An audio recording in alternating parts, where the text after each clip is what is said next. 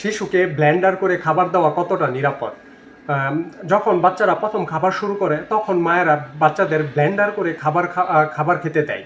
অনেক মায়েরই ধারণা যে ছোট বাচ্চা শক্ত খাবার খেতে পারবে না, শক্ত খাবার খেলে বমি করে ফেলে দিবে। আসলে মূলত বিপদটা তখনই ঘটে যখন বাচ্চাকে ব্লেন্ডার করে খাবার খাওয়ানো শুরু করা হয়। যারা ব্লেন্ডার করে খাবার খাওয়ায় সেই সব বাচ্চারা দেখা যায় বমি করে বেশি।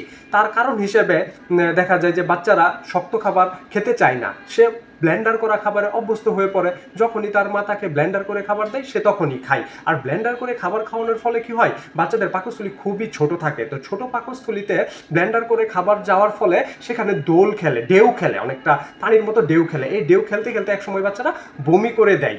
তো আমি বলবো বাচ্চাদেরকে ব্লেন্ডার করা খাবার থেকে দূরে রাখো। যে বাচ্চারা যদি ব্লেন্ডার করে খাবার খাওয়ান তাহলে কিন্তু বাচ্চারা শক্ত খাবার খেতে আর অভ্যস্ত হয় না, আর অভ্যস্ত না হওয়ার কারণে ব্লেন্ডার করে খাবারে অভ্যস্ত হয় এবং পরবর্তীতে দেখা যায় যে ব্লেন্ডার খাবার খাওয়ার কারণেই বাচ্চারা বমি করে থাকে বেশি। আমরাও সেটা ধরতে পারি না, ডাক্তাররা সেটা ধরতে পারে না যে কি জন্য বাচ্চারা বারবার বমি করছে। তো অ্যান্টিবায়োটিক বিভিন্ন বমির ওষুধ খাওয়াই, তারপর কাজ হচ্ছে না। সো আমরা আজকে থেকে ব্লেন্ডার করে খাবার বাচ্চাদেরকে দিব না।